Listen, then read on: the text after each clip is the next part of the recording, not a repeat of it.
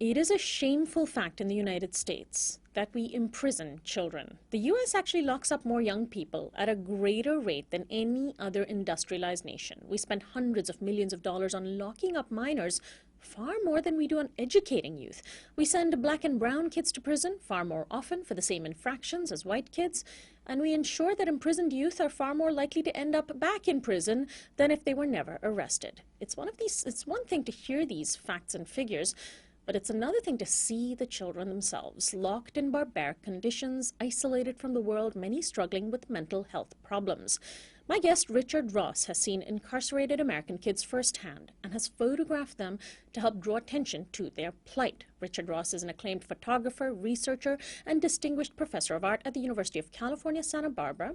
And his most recent work is the Injustice series, which documents the lives of incarcerated juveniles. The series includes Juvenile Injustice and Girls Injustice. His earlier book is entitled Architecture of Authority, a collection of photos of architectural spaces that exert power over the individuals within them. Very pleased to welcome Richard Ross to our studios.